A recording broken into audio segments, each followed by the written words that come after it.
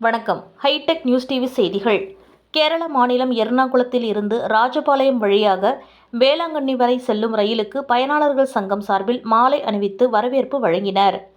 கேரள மாநிலத்தில் எர்ணாகுளத்தில் இருந்து தென்காசி, ராஜபாளையம், மதுரை, திருச்சி வழியாக வாரம் ஒருமுறை வியாழனன்று எக்ஸ்பிரஸ் ரயில் இயக்கப்படுகிறது. முன்னதாக காலை எர்ணாகுளத்தில் இருந்து ராஜபாளையத்திற்கு வந்த ரயிலை வரவேற்கும் விதமாக பயனாளர்கள் சங்கத்தினர் ரயிலுக்கு மாலை அணிவித்து பணியாளர்களுக்கு பொன்னாடை அணிவித்து மரியாதை செலுத்தினர். மேலும் டிக்கெட் முன்பதிவு உள்ளிட்ட விபரங்களை நொடியில் அறியும் வகையில் இந்திய ரயில்வே அதிகாரப்பூர்வமாக அறிவித்துள்ள ரயில் ஒன் மொபைல் செயலி குறித்த செயல்முறை விளக்கத்தை தனியார் பாலிடெக்னிக் கல்லூரியை சேர்ந்த நாட்டு நலத்திட்ட மாணவர்கள் பயனாளிகளுக்கு எடுத்துரைத்தனர்.